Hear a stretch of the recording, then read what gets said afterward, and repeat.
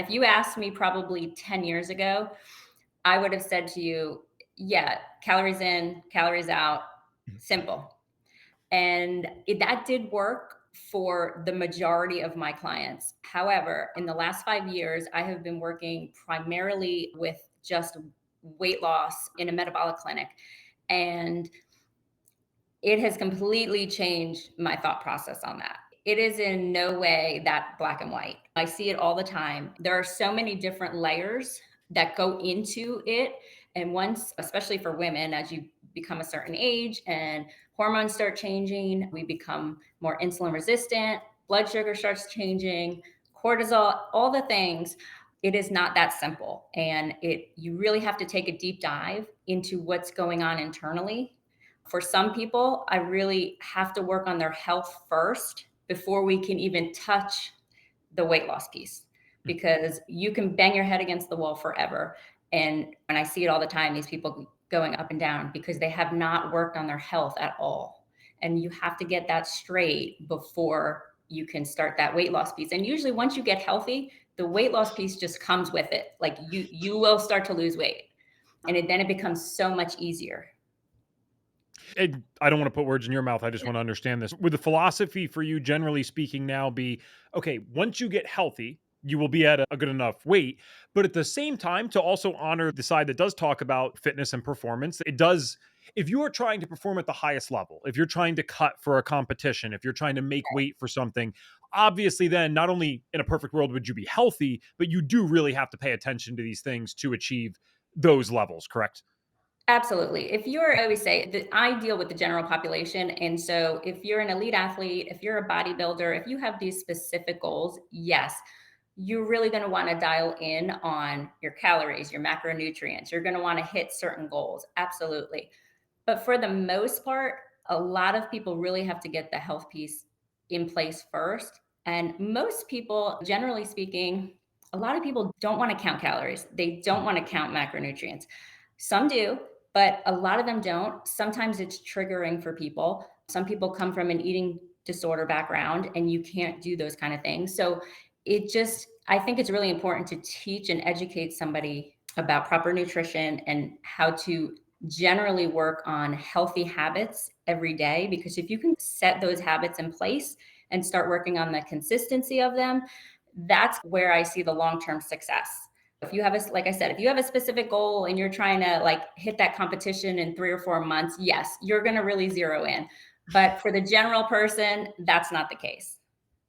Yeah, and historically, it just makes sense. If you look at our ancestors, none of them had a lot of the issues that we had today, and none of them needed to count calories and all that stuff. At the same time, none of our ancestors were, even from a natural bodybuilding perspective, on stage at 185, 190 pounds, perfectly shredded with proportional shoulders to their hip to waist ratio, all this kind of stuff. No one was doing ultra marathons. So if you want to do those things, yes, you're probably going to have to dial in. And I'm someone who gets both sides of this because I struggled so much at 18 to try to eat the right way, and I was actually more strict with counting and tracking then because I wanted to get into what I called natural bodybuilding. I say Mhm. natural as I was eating like the MedRx Big 100s and Wawa, which depending on where people are in the country, that would be like the equivalent of a Sheetz or like a Royal Farms, just like a crappy fast food place that you can get gas at. And that was my version of natural bodybuilding. The only thing natural was not taking steroids. I was pretty much eating everything processed and Yes. unnatural. And as I got healthier, though, it was crazy how my body composition changed. Like I was always hyper skinny. And then naturally, I just gained like what I considered a very healthy 15 to 20 pounds as I got my digestion locked in. I know people are normally trying to do the opposite. They're trying to lose weight. For me, I actually gained this healthy weight. And what was really nice is I found it much easier and more effective to manipulate the calories and the macros. I shouldn't say manipulate them. What I mean is I feel that it was easier to get results when I did manipulate the calories and the macros once I was starting from a healthy base. Whereas when I was trying to do that unhealthy, I could track everything perfectly. And it was I'm fighting an uphill battle. That's how it always felt. So I do believe in this philosophy. Try to get healthy first, modify it from there, because there's people that are doing the modifying thing forever. And then I cannot tell you how many stories we have had on the show of people coming on that their bodies are just shot and burn out. So I'm always very appreciative when people like you come on and tell this, because I can only imagine how many individuals our guests have been able to help even indirectly through their stories over time. When you were diving deeper into the labs, you already mentioned some of the stuff that you found. If you had to say, what were two or three of the biggest things that you believe now or know now were contributing to the way that you felt? Because even like the coffee thing, I joked about that, but that was still a symptom or a side effect of the overall problem. The fact that you felt like you needed to do that and can fall asleep is a separate issue. So, what were some of the main things that you learned and changed that you do believe were contributing negatively to your health?